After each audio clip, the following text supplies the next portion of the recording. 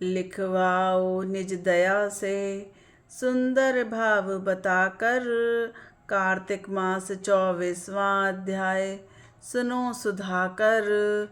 राधे राधे प्रभु प्रेमियों, आज कथा की श्रृंखला में हम 24वें अध्याय की कथा का श्रवण करेंगे। राजा पृथु बोले, हे मुनि श्रेष्ठ, आपने तुलसी के इतिहास, व्रत, महात्म के विषय में कहा।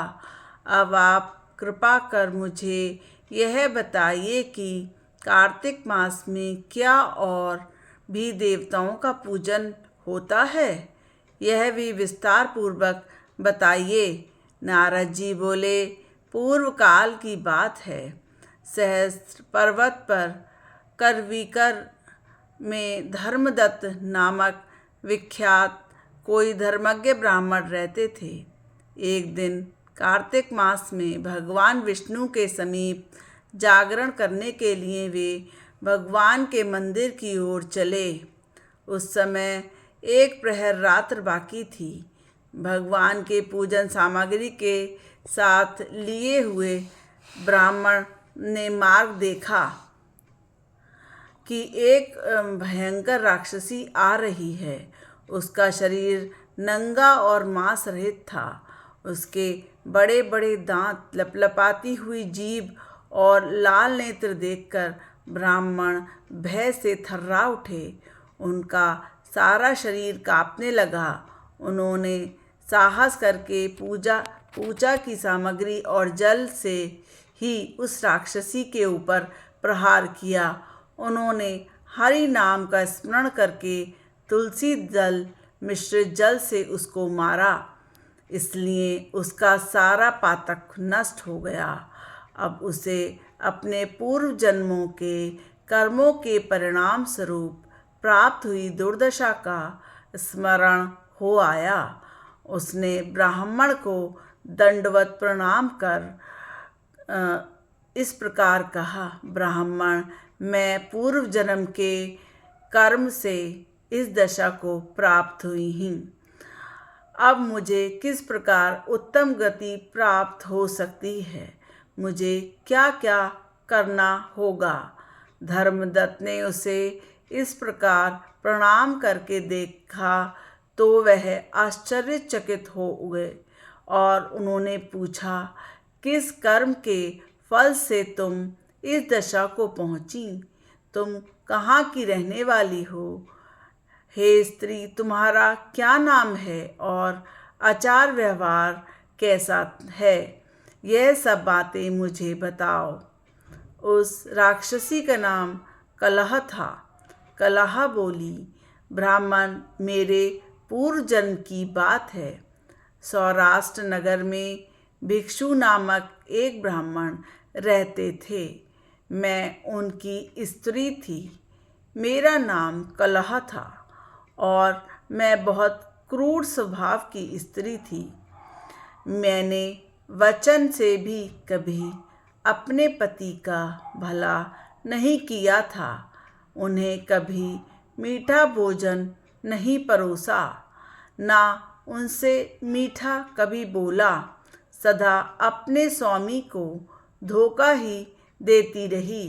मुझे कलह विशेष प्रिय थी, इसलिए मेरे पति का मन मुझसे सदा उद्विग्न रहता था।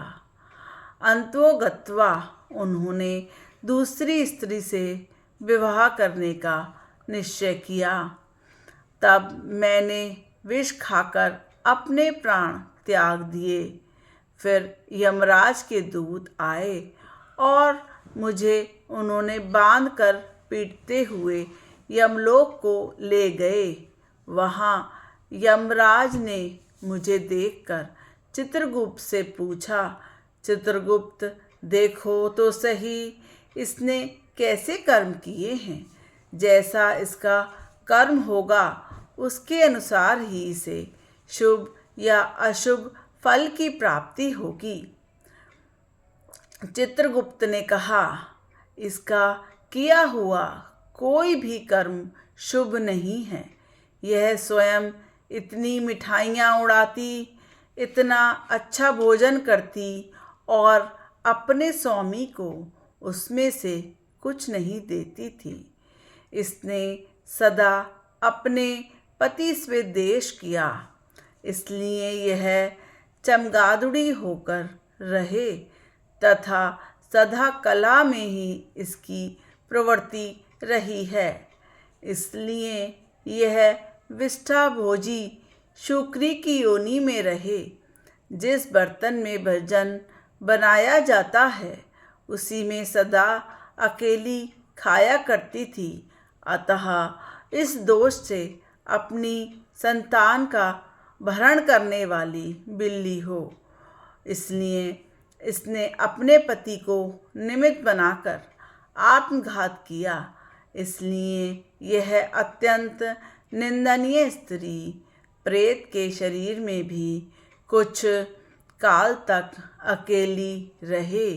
इसे यमदूतों द्वारा निर्जन प्रदेश में भेज देना चाहिए। वहाँ दीर्घ काल तक यह प्रेत के शरीर में निवास करे। इसके बाद यह पापिनी शेष तीनों योनियों का उपभोग करेगी। कलहा ने कहा, प्रियवर, मैं वही पापनी कलहा हूँ। इस प्रेत शरीर में आए हुए मुझे 500 वर्ष व्यतीत हो चुके हैं। मैं सदैव भूख प्यास से पीड़ित रहा करती हूँ। एक बनिए के शरीर में प्रवेश करके मैं इस दक्षिण देश में कृष्णा और वेणी के संगम तक आई हूँ। जो ही संगम तट पर पहुँची, त्यों ही भगवान शिव और विष्णु के पार्षदों ने मुझे बलपूर्वक बनिए के शरीर से दूर कर दिया और मैं भूख का कष्ट सहन करती हुई इधर उधर भ्रमण कर रही हूँ। इतने में आपके ऊपर मेरी दृष्टि पड़ी। आपके हाथ में तुलसी मिश्र जल का संसर्ग पाकर मेरे सब पाप नष्ट हो गए हैं।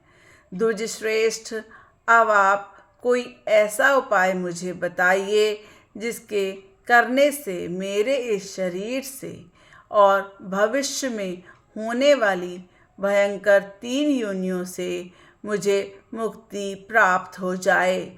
कलह का वचन सुनकर धर्मदत्त उसके पिछले कर्मों और वर्तमान अवस्था को देखकर बहुत दुखी हुए। फिर उसने बहुत सोच विचार कर कहा, धर्मदत्त के कथन का वर्णन 25वें अध्याय में किया जाएगा। जय श्री राधे। आपने इस अध्याय की कथा को सुनकर यह जाना कि मनुष्य अपने कर्मों के अनुसार ही फल को प्राप्त होता है।